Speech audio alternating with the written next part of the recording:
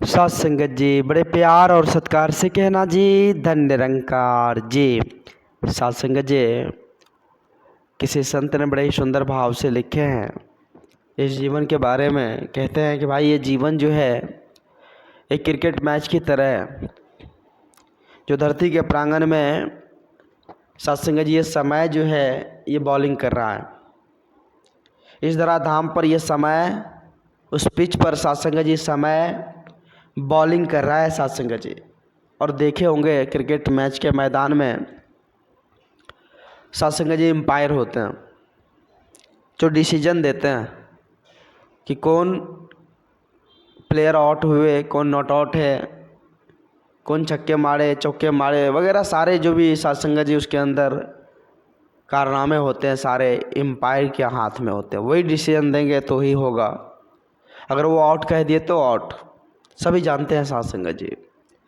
तो इस जीवन को भी बताया गया भाई कि जीवन एक मैच की भांति है, एक मैच के समान है, जो धरती के प्रांगण में समय बॉलिंग कर रहा है और यमराज वो एम्पायर है जो डिसीजन दे रहे हैं कि कब किसको किस प्रकार से क्या करनी है। उस समय के साथ हर सिचुएशन के साथ सात संगत जी जुड़े रहते हैं। सात संगत जी क्रिकेटर की अगर बात किया जाए तो वो हमारे प्राण हैं।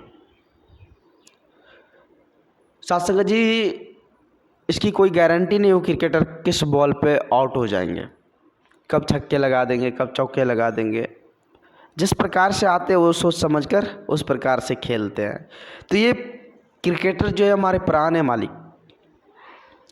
और जो गेंद है वो सांसें है, गेंद है वो सांसें। जो सात संगत जी उसकी क्या पता कि कब किस गेंद पर कौन छक्का मार देगा, किस गेंद पर कौन आउट हो जाएगा। तो सांसों की गेंद है। और जीत हार की अगर बात किया जाए सात संगत जी, तो सारे संसार यानी टीम के साथ अपने रन बनाने में जुड़े हैं। जो अपना रन बनाएगा वही जीत हार, उसी की जो अपना रन बनाएगा वो जीतेगा और जो नहीं बनाएगा वो हार जाएगा। तो जीवन के विषय में भी हमें सोचना पड़ेगा सात संगत जी। संत महापुरुष कहते हैं कि भाई जीवन के विषय में आपको खुद सोचना पड़ेगा, कोई पड़ोसी आपके लिए तैयार नहीं है सोचने के लिए। ये जीवन आपका है, इसे किस प्रकार से हमें अच्छे ढंग से जीनी है, सुंदर बनानी है, सफल बनानी है, कौन से अच्छे कर्म करनी है, सब आप पे हम पे डिपेंड करता है। इसलिए सात संगत जी हम सबों को ये समझने की ज़रूरत है कि हम कितना चाहे अच्छा करें तो हमारे साथ अच्छा ही होगी। तो संत महापुरुष कहते भी भाई कि यह भाव उत्पन्न कहाँ से होगा, ऐसी सोच जनरेट होगी कहाँ से। तो इसके लिए भी सात संगत जी ज़रूरी है ज्ञान। और ये ज्ञान मिलेगा कहाँ से, जब तक गुरु का संग नहीं करेंगे तब तक ये मिलने वाला भी नहीं है। कबीरदास जी महाराज जी ने बड़े सुंदर भाव से लिखे हैं मालिक कि गुरु को सिर पर रखिए। जब गुरुमत को आप अपना लेते हैं तो उसकी आज्ञा के अनुसार जब आप चलते हैं तो आपको कहीं भी डर की ज़रूरत नहीं, डर होगा ही नहीं। तीन लोक में कोई डर नहीं।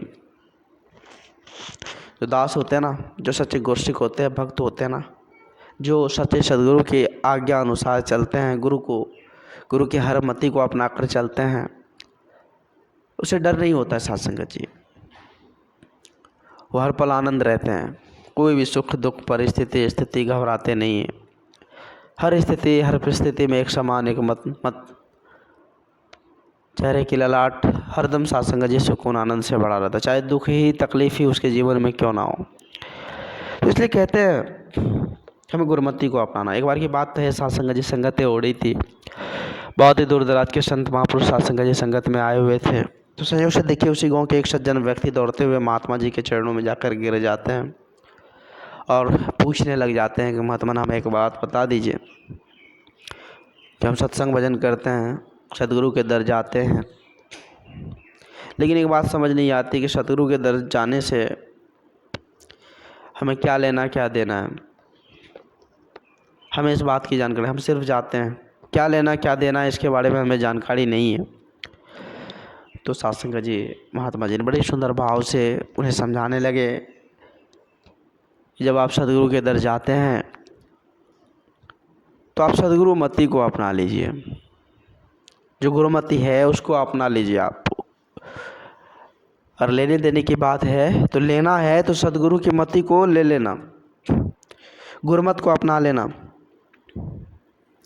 और अपनी मति को अगर छोड़ने की बात है, देने की बात है, तो अपनी मति को छोड़ देना, अपनी मति को वहाँ त्याग देना। तो सत्संग जी संत महापुरुष बार बार विचार के माध्यम से हम इंसानों को समझाते हैं कि गुरुमत को अपना, गुरुमत को आधार बना लो, क्योंकि गुरुमत को आधार बनाने वाले इंसान कभी गिरते नहीं है मालिक। गुरुमत को आधार बनाकर चलने वाले इंसान कभी नहीं ठोकर खाते हैं। इसलिए गुरुमत को अपना लो, मनमत को छोड़ दो। मनमत को अपनाने वाले इंसान पग पग गिरते हैं, ठोकरे खाते हैं, बेचैन रहते हैं। तो अब सत्संग जी आज वेला ये समय हम सबों के पल्ले में भी सतगुरु माता जी ने दिया है। हम सभी भी इस बहती गंगा में हाथ धो ले, अवसर का लाभ उठा ले। फिर क्या पता जिंदगानी का आदमी बुलबुला है पानी का, क्या पता सत्संग जी एक समय हमें फिर ये मिलेगा या नहीं। जो मिला है वर्तमान में इसको हम सजा लें। दास अधिक शब्दों का सहारा नहीं लेगा, दास माफ़ी चाहेगा। दास को माफ़ करना, अपने श्री चरणों से जुड़े रखना। दास भूल चूक के लिए आप जी सभी संत महात्माओं के श्री चरणों में क्षमा चाहेगा। सत्संग जी प्यार से कहना जी, धन्य निरंकार जी।